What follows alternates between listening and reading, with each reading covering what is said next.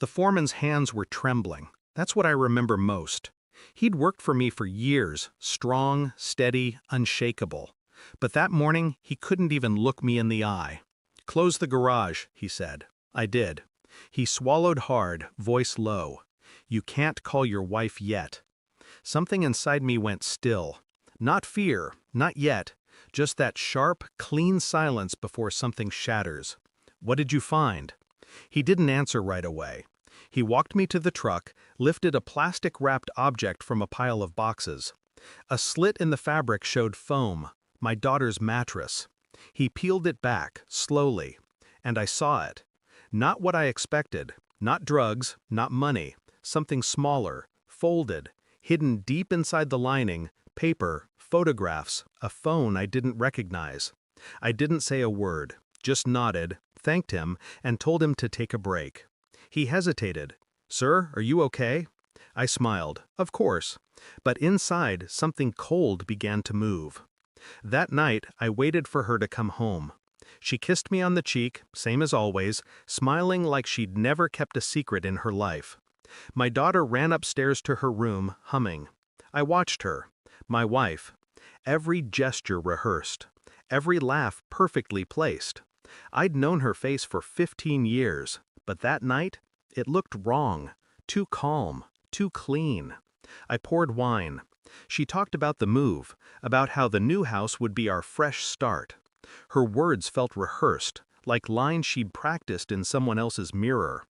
Later, when she fell asleep beside me, I slipped out of bed and took the hidden phone to my office. It was old, password protected, but I've always been patient. By morning, it opened. Text messages, photos, recordings. Her voice whispering in the dark. His voice answering back. And then, the part that froze me. A message sent weeks ago. "He still doesn't know. After the move, we'll tell her the truth. She deserves to know who her real father is." My throat went dry. She wasn't talking about herself. She was talking about our daughter. I didn't confront her, not yet. Instead, I became something else. Quiet, deliberate, invisible. I ordered a DNA kit, for fun. Family project. She smiled, agreed. She had no reason not to. Days passed. She joked, she cooked, she played the part. But every smile now looked like a mask I'd learned to peel away. At night, I'd lie awake listening to her breathe, counting every exhale, wondering how many lies fit between them. When the results came, I didn't open them right away. I just stared at the envelope. There's a strange peace in the moment before truth hits you, like standing in the eye of a storm. I opened it 2 days later, alone. The paper didn't scream, it whispered. 2 lines, 2 numbers, 2 words that gutted everything I believed. No biological relation. I sat there perfectly still. Then, I laughed. Quietly. It wasn't funny, but it was real. That evening, I made dinner, lit candles, played her favorite music. When she sat down, she looked surprised. "What's the occasion?" "New beginnings," I said. Halfway through the meal, I placed the DNA report on her plate, folded neatly like a napkin. She froze. Didn't touch it, just stared. Her face broke, slowly, beautifully. "Please," she whispered, "I can explain." "I know," I said. "You already have." I slid the old phone across the table. Her reflection rippled in the screen. Silence filled the room, thick, suffocating. She reached for my hand. I didn't move.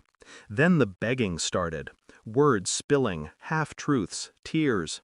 I just watched, detached, like observing a storm from behind glass. When she realized I wasn't reacting, something inside her changed. Fear turned to recognition. She finally understood. There was no fixing this. I didn't shout, didn't accuse. I simply told her she had until morning to pack her things. She'd leave quietly, without a scene. Or I'd forward the evidence to every person she'd ever lied to. Her mouth opened, then closed. She nodded. Later, I went upstairs and found my daughter sleeping, peaceful, unaware.